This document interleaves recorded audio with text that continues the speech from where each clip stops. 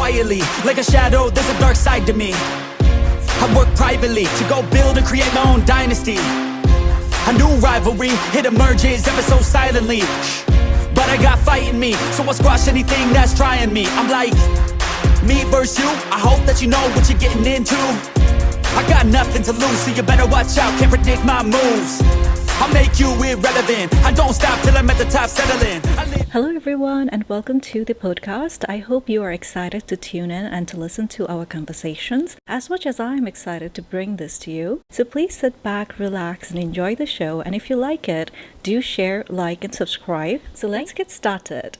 So my very first guest today is His Eminence, Chung Tulku Rinpoche, also known as CTR to his students. I've known Rinpoche for almost a decade, and Rinpoche now has also started a meditation center in the capital known as Dhyana Zhitshok. And today during the interview, we will learn about Dhyana Zhitshok, the idea behind it, the meaning of the word, and perhaps also hear some practical advice from Rinpoche. So welcome Rinpoche to the podcast. And today is a very special day because today is Rinpoche's birthday. And I have you as my first guest today. Thank you so much for making time to sit down for this interview. I know you are very busy, you have a lot of activities going on, and I'm very grateful that you are here today. And my first question, Rinpoche Lao, is could you share a little bit about your background, where you were born, raised, and how you were recognized as a Tulku? Thank you very much, and thank you for giving such an opportunity. I hope whoever listening, maybe it will make benefit and maybe learn something. If you are not learn also, maybe you can laugh or we can entertain that. And especially for Dr. Choden, it was my privilege to talking with you. And this is my first ever broadcast interview. The Chung Tulku, actually Chung Rinpoche, my predecessor name is Chung Rinpoche. So why it's become Chung Rinpoche? Because his father also Rinpoche and brother also Rinpoche. So they just using that nickname for younger brother. Chung means younger brother and younger Rinpoche. So meaning is that he is third mind reincarnation of Trulku Lingpa, who is a tertiary pillar. My birthplace, it's remote area between China and Bhutan border. It's called Champa and place name Bumchen in Bhutan. When I was a little, I started to recollect memory like unknowing topic, just sharing about the previous lifestyle, sharing with mom and, in front of the people, and then they are quite shocked. And then my mom also give me nickname must be this is a demon boy and just talking about some useless talk and thing. And they don't really think this is a normal topic. It's a abnormal topic. So, and from there, and I joined to monastery and learned the basic Buddhist study. Then from there, after a few years later, then I was enthroned by late H.H. Rinpoche, and enthroned place is Bodh Gaya. So then he invited me to study in Namduling Institute in Mysore, South India, where I received a master degree of Buddhism. Then few years I served as a chief abbot of Parpaling Monastery in Bhutan. Few years later, I resigned from there, then found the Dhyana Zhitshok, a non-profit meditation center in Bhutan, and have an opportunity to travel and teach in other countries such as Hungary, Croatia, Germany, Australia, US, and other places as well. And Rinpoche, during those travels, do you meet with Bhutanese who are residing perhaps in those countries?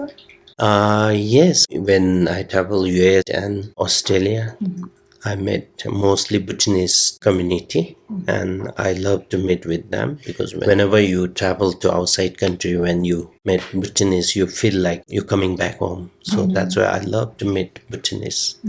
Rinpoche Lao, what is the meaning of Dhyana Zhitshok? Dhyana Zhitshok. Dhyana meaning is like a focus. In Indian language they use that Dhyan Garu, something like focus and mindful awareness. And Dhyana come out and we decide to give Dhyana. And Zhitshok is our Bhutanese language because we are from Bhutan and we need to represent our own language, and Zhitshok meaning is foundation. What was the idea behind forming Dhyana Zhitshok? And what was your main goal when you started it? Nowadays, our life, 21st century, is too busy world. We have a lots of challenge with the obviously work pressures and family pressures, and we don't have a time to give ourselves. So we decide to start Dhyana Zhitshok meditation center. One is that, and second, now here in Bhutan, we really don't have that kind of place middle of the town, because Thimphu is our capital city and always busy running morning to till night. And so that's why people can just see there is meditation center, Dhyana center. Oh, let's go there and just take a little bit raise, and 5 to 10 minutes they can just sit and just recollect their peace, and they can get that taste of the meditation and taste of the peace. Example, like we used to use this words, no, watch yourself or something like this. Is the logic behind that, and that we set up middle of the town. And third now is AI world, artificial intelligence, and we are human, right?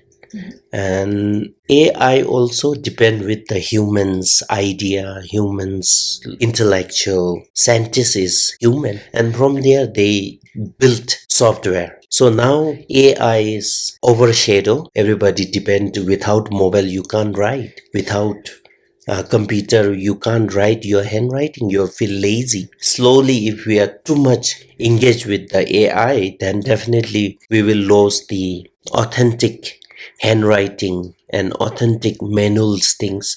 So that's why we are worried, and we just want to build your mental capacity and inner capacity. So that's why we start meditation. It seems like one of your main goals was to make the center accessible, so anyone in town can just walk to the Dhyana Zhitshok Meditation Center. And it also seems, from what I'm hearing, is you wanted to bring the focus to the inner self. Like as you mentioned, there's a lot of influence of technology in our lives, and we are losing touch with our inner capabilities. And through meditation, it seems to me that you want to bring the focus more towards our own inner capabilities and to improve or to enhance on it. Yes, you're right. And I believe the meditation classes that you offer are being offered for free. Do you want to keep offering free classes to the public? Is that your long-term goal? Okay, so just now we're just providing 14 hours, and daily we just conducting class is 2 hours, and mostly we are focusing for after office.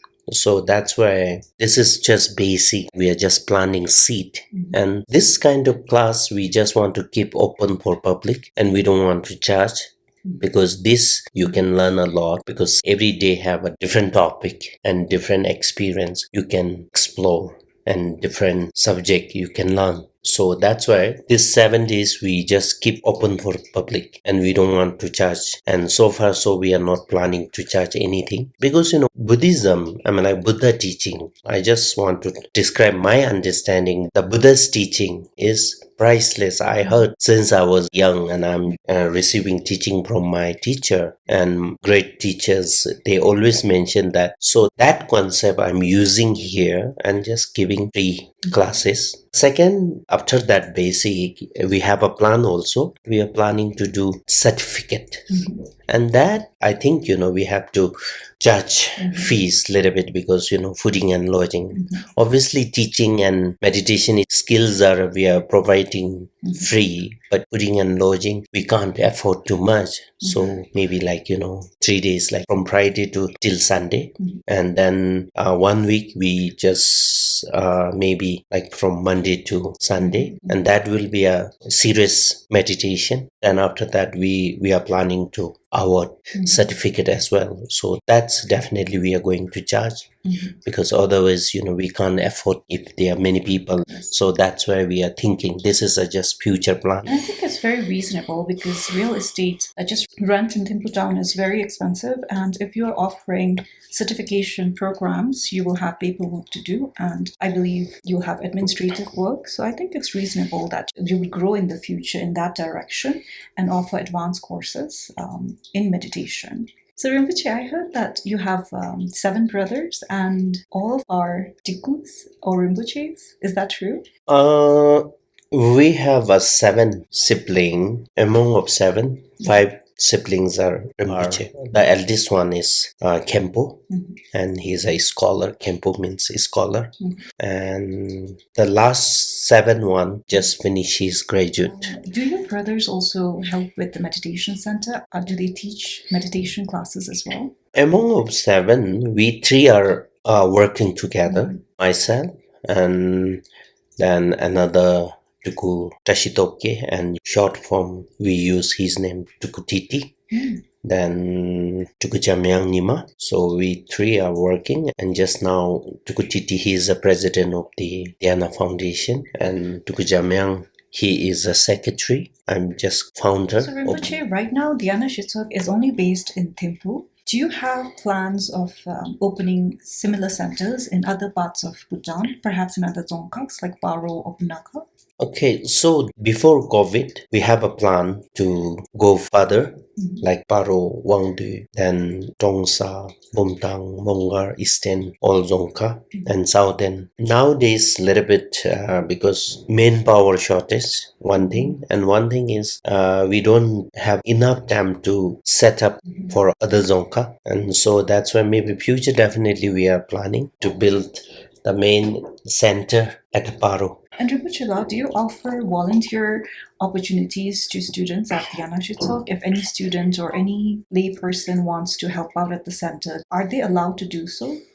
Yes. Already we have some people, they are helping and supporting voluntarily, and we have a member as well. And we are not looking at only financial. Obviously financial helping is good, but some people, they don't have that enough financial capacity to support. We have a 2 category. One is financial support, one is manpower support.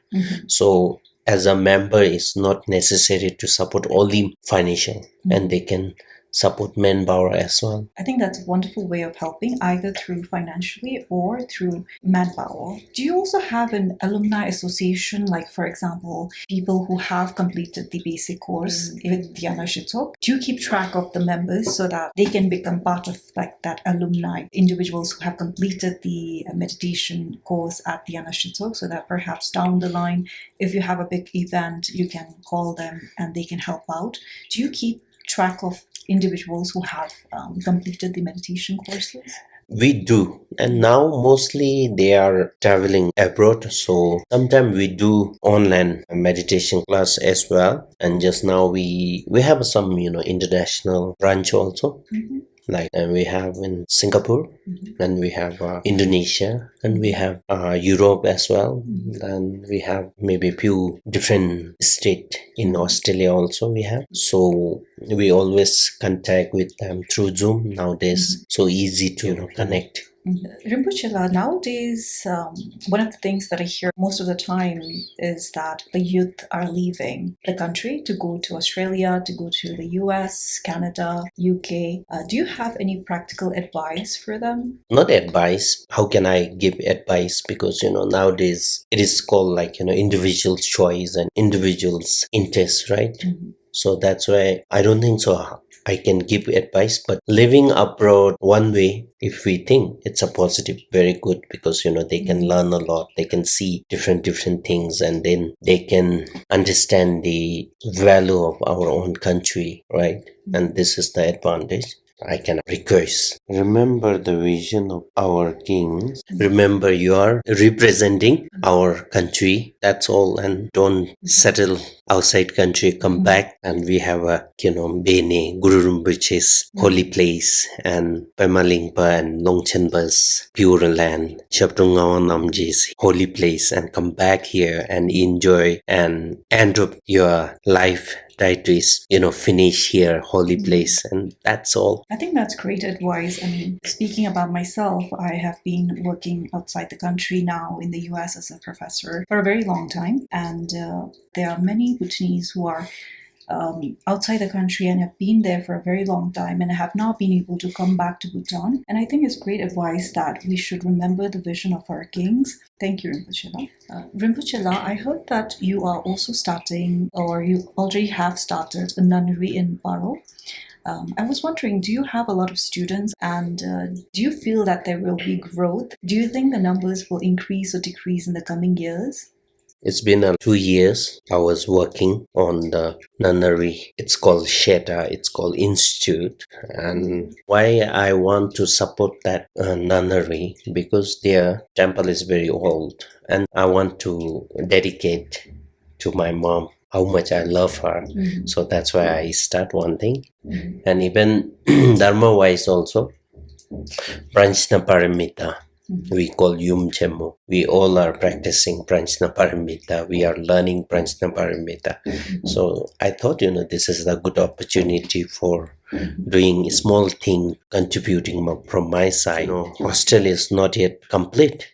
So that's why I'm not allowed many nuns. And once I complete my nunnery's hostel, then definitely I can allow more nuns and to join. A few years before, I was working about Tharpaling Monastery, and during that time, I can see sometime growth and sometime reduce. So that is all go with their individual choice, and we can't force anyone. So that's why maybe definitely some are showing interest, and some they think material is so important. So that's why we can't say anything about that. And about Bhutan country itself, from my experience, nowadays people are talking like Buddha's activity is reducing, and genuine practitioner also lays. But from my point of view, I think it is an increase already. Before, one village they don't have a monastery school and at all, and now every village have a monk body, monastery, monk school, monk institute, college, sheta, right? So that's why I think it's an increase everywhere, and monk will be there, nun school also, their community is increasing. Then I don't think so it is a decreasing, it is a increasing. So I don't know, it's my point of view, it's my personal observation. Yeah. To continue with the topic, even I've heard words about how genuine practitioners are now decreasing in number, and at some point and stage, some individuals tend to get influenced by materialistic things and lose focus on the actual teachings of the Buddha. From my personal experience, I respect Buddha's teachings, but I do not also have blind faith in any individual. I believe the only way I can achieve enlightenment is by correcting my inner self, and that I can, of course, get genuine advice and try to enhance my understanding of Buddha Dharma. But I have also noticed, as a lay person, perhaps it's the way that we have been brought up. Some individuals do tend to look at another individual as God, and I also know that in Buddhism, we don't have the concept of God. However, they tend to look at the individual as someone who can take them, Dewa Jingi Shinkam or Santa Peri Jinkam, something like that. I personally feel that it depends on the individual himself or herself to improve, to grow, to achieve enlightenment in the end. Would you like to share some thoughts on this topic, La? Yes, of course. Maybe I will try, because it's a little bit difficult thing, because we are talking about the enlightenment and things, and one thing is we are talking about the who are carrying supernatural powers. Person like me, I don't think so I have that kind of quality, but definitely whatever my teachers guide me, I try to share my teacher's guidance. Definitely I love to talk a little bit about that, and I think it is necessary this moment, because we all are confused and we are facing lots of thoughts and what to do, what not to do. So that's why maybe I love to talk a little bit about that, and thanks for bringing this topic. Personally, it's a very important topic. So Buddhism follower, we should not worship anything. Because why we are not worshipping? Because we believe whatever happened in your this life is karma, cause and effect. We talk about the lei jun de karma, right? Then cause and effect. Today, whether your life condition is good, that is your previous lifetime's fortune. Your past life investment you using just now. So whenever you using that karma, maybe we can say fortune, so the merit, right? So always we need to use with the good intention. So that good intention is seed for the next life.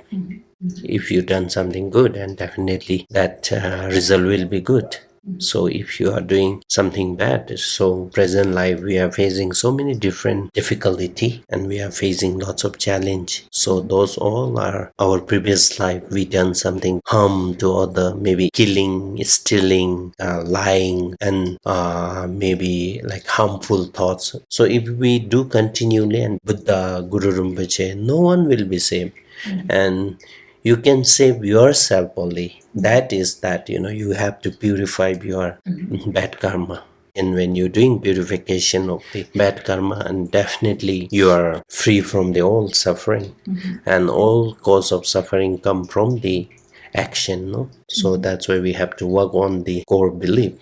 Right? That's why we are not worshipping. If we are not worshipping Buddha and Guru Rinpoche, then why we are keeping statue, right? Because when we are looking at Buddha's statue, Guru Rinpoche's statue, we are not begging them to help us. We are just looking for inspiration. So would it be like a reminder? Yeah, reminder. And once if you have enough enthusiasm to practice, will become Guru Rinpoche. You will accomplish Guru Rinpoche and Buddha's enlightened mind and enlightened body, enlightened speech. In English, mind, I really don't know how to use, but just now mind, which I'm using, mind is our, Bhutanese used to say same, which is a very important. So that mind we are indicating to same. So our mind is clear, mind is like a sky, big capacity. If you can digest, everything will be digest. If you cannot, then nothing will be digest. So that's why we are not worshipping. We should not think that, today I have a big problem, please save me, Guru Rinpoche, or this thing. This is not way to asking blessing. Maybe you can ask okay, past life I did some mistake and negative action caused me suffering, and same those who are facing suffering beings are free and attend the enlightened body like Guru Rinpoche, the Guru Rinpoche's paradise and pure land. So even we don't use that words like heaven. We believe as a heaven is 6 realms under the samsara. Then, Guru Rinpoche, pure land, and Buddha's pure lands, Tara's pure lands are beyond the samsara. Right? So that's why we used to use paradise, or maybe we can say pure land. If you have enough intention, motivations are clear, and definitely you can one day you will become Buddha, you will become Guru Rinpoche. Once your mind is transforming in knowledge, and then when you accomplish knowledge, it is called omniscience. Then once you become omniscience, you are enlightened. Enlightened being.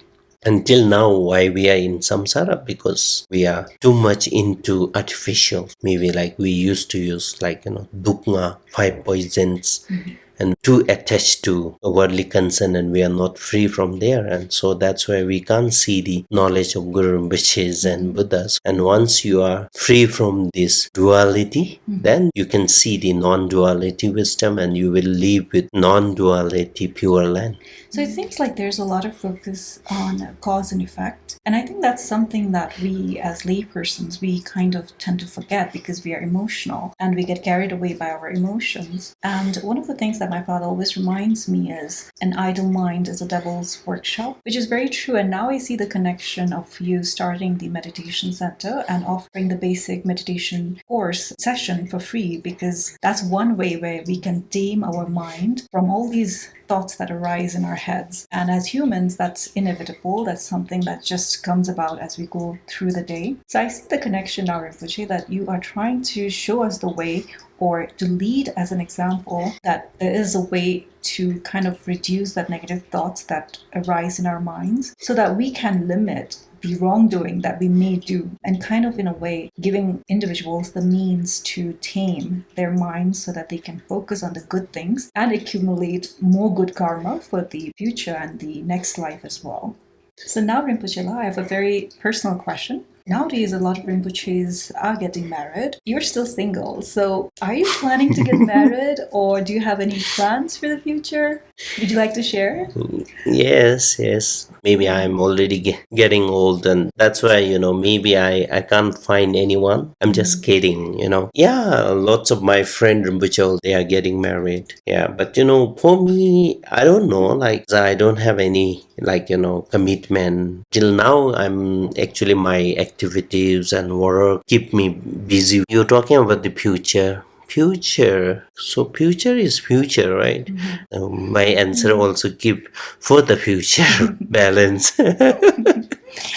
And Rinpoche, as I was mentioning, I've known you for a very long time. And one of the nice things about you is you've never really told me or preached to me to pray and do these many thousand mantras and that many things. You've never really preached anything of that sort to me. And that's one of the things that I really appreciate, because from the practical standpoint, I believe in the teachings of Buddha and I try to implement them as much as I can. And I've always known you as a friend, and you've also given me good advice when I needed it, and I appreciate you for that. Okay, so about countings, through the counting, we will not attain enlightenment and become omniscience. Great teachers are why they mention to do many frustration, mantra counting, because that is based on the purification. Who are a lazy person who doesn't want to practice. And if we set some goal, then they bring their enthusiasm into that. So for your case, and because you are already, intellectual and you do amazing thing and you know that. So counting is not important. Buddha also mentioned about their student disciple will be 3 levels capacity of the brain, and some are fast learner, some are average learner, some are slow learner. So that's why level wise they keeping do this and second this. So who are slow learner and average learner. And fast learner, no need. So I guess one of the reasons why individuals set goals is also kind of to tame their own mind, so that once you do something repeatedly, then it becomes, as they say, a lifestyle. Yes, it is, because we are ordinary.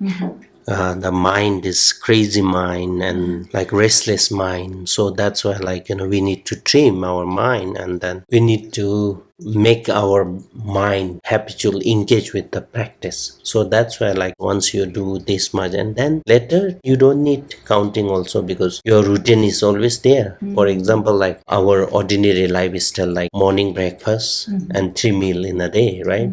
That no need to ask whether you want to eat or not, because when times come when you are hungry, then you have to eat something. So that's why once you adopt that and habit, then you don't need. And with this, we come to the end of episode 1. I would like to take this opportunity to thank His Excellency Chung Tulku Rinpoche for patiently answering all my questions and for sitting through the interview despite having a busy schedule. I would also like to thank our viewers for tuning in, and I hope you enjoyed our conversation, and I look forward to seeing you at episode number 2. And if you would like to attend a free meditation class at Dhyana Zhitshok, you'll find all the information in the description box below. Thank you for tuning in, and have a great day, everyone. I move quietly, like a shadow, there's a dark side to me. I work privately to go build and create my own dynasty.